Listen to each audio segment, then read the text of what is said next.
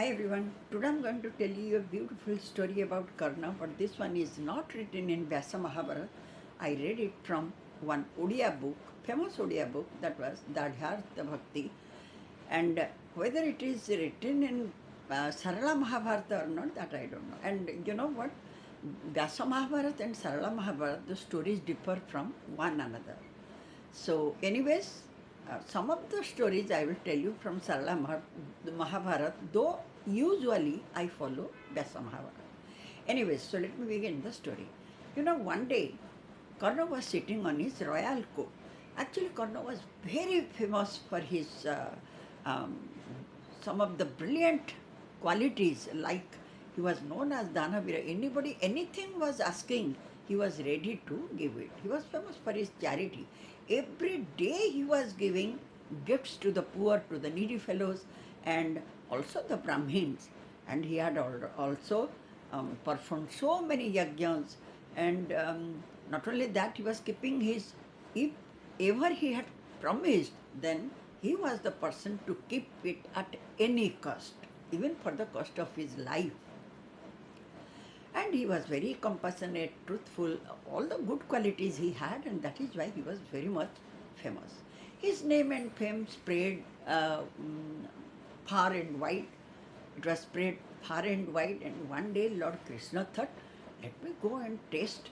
Everybody says that Karna is Daanaveer, means per day he was giving so much gold to the other people, the rishis, munis, brahmins, poor fellows, everyone. So let me go and taste his mind, how Daanaveer he was. So Lord Krishna took the form of a Brahmin. That means he came in disguise as a Brahmin. That too is the form of a very high caste Brahmin. And he stood in front of his darbar, main gate. From there he started chanting the hymns, the mantras. When Lord Krishna, means in disguise, when the Brahmin chanted the mantra, it was so beautiful, means the voice, the pronunciation, everything was so high quality that Karna was moved. He was in his throne, means he was in his royal court. When he heard this voice, he was very much moved and came running to see who was saying all these mantras. He came to near the gate and he saw this Brahmin. Immediately he took some water and washed his feet and drank it. Then he said, "O Brahmin, as you have come so far to my court, please stay and overnight you stay here. Then I will think myself as a very fortunate one. And whatever you want, ask me, I will give you." How can I serve? Mainly he asked, what can I do for you? How can I serve you?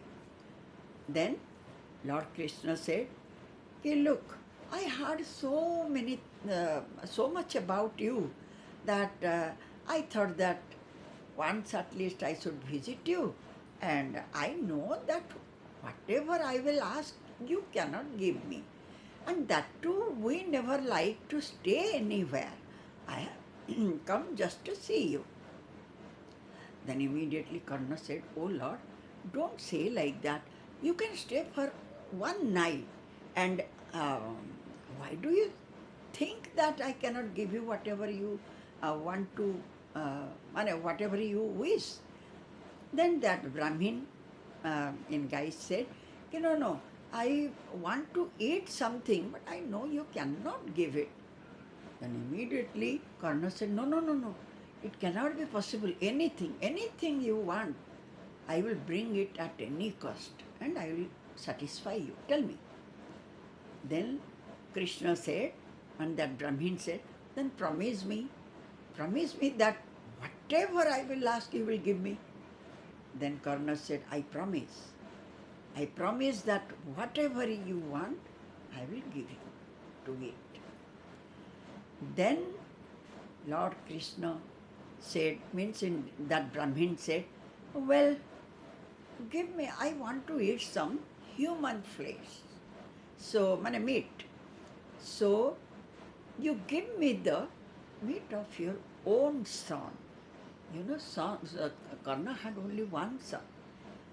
As it was written there, his name was Visikesana. So this Brahmin said, I want to eat the meat of your son only.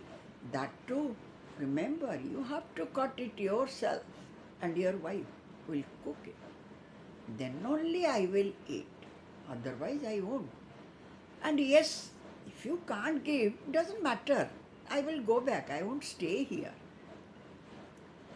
Then Karna was in a dilemma. He was speechless for a moment what he would say. But within a few seconds, immediately he said, Oh Lord, oh Brahmin, whatever you want, I will give you, I will satisfy you.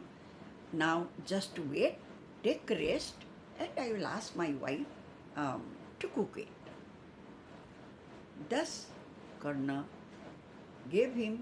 asked him to take rest. Then he went to his wife. His wife's name was Chandravati. Then she said, Karna said, oh dear, now one Brahmin has come to our door, and as he recited the mantra so nicely, I was moved by his voice and his pronunciation. And now tell me, he had, I did a promise before him, and he wants to eat the meat of our son. Now you tell me what we can do. And immediately his wife said, she was so devoted and she was so much in her husband's service. She immediately said, oh Lord, there is nothing greater than keeping the words meant to follow the truth. You have promised, so you have to keep it. It doesn't matter even if it is the flesh of our son. So let us kill our son and I will cook it. At that very moment, there only one child, Visikesana, who was 12 years old.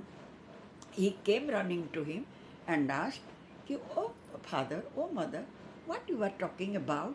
Just tell me, why you are not telling me? Then his parents, means Karna and his wife, both told him everything what had happened. Then that child was also so wise. He said, oh father, one day we have to die. We have life means we will die. So why you are thinking, taking so much stress on this life? Don't worry. Kill me. At least my meat will go to a Brahmin's tummy. So I will be also blessed. Kill me. Thus he said, and Karna and Chandravati, they both asked the Brahmin to stand there, and in front of him they cut their son. But while they were cutting, Lord Krishna, he knew that Karna was such a wise person, that too he was Surya Putra. So he was definitely going to keep his promise. So immediately he asked Sudarshana Chakra to just kidnap his real son and put it one Maya. Means he just created one illusion as if his son was there.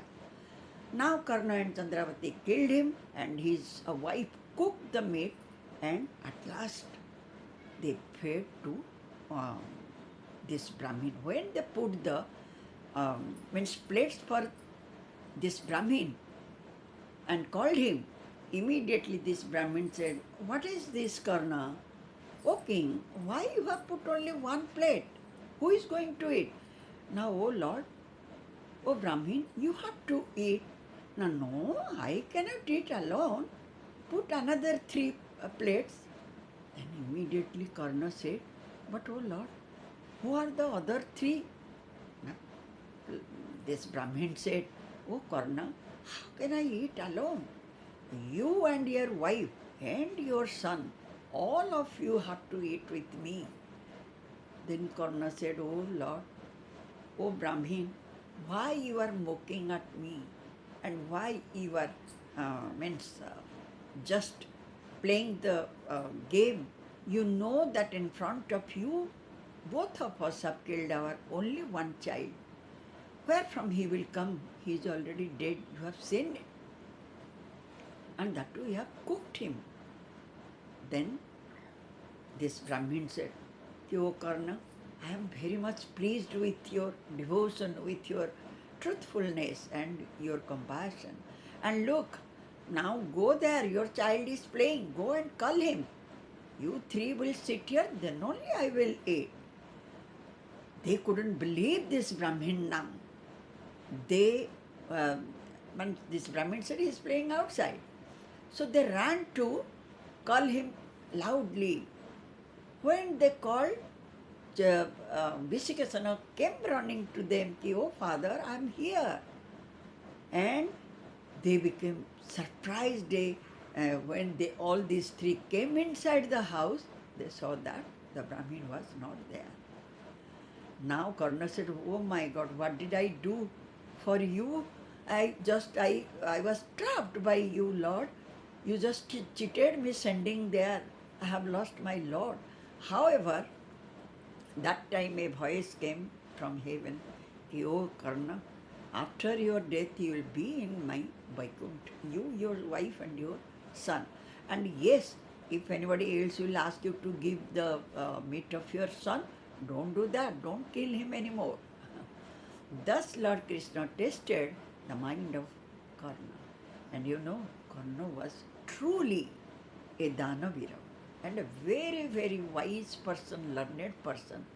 Whatever he did in Mahabharata, he knew it, but he did it for the sake of others.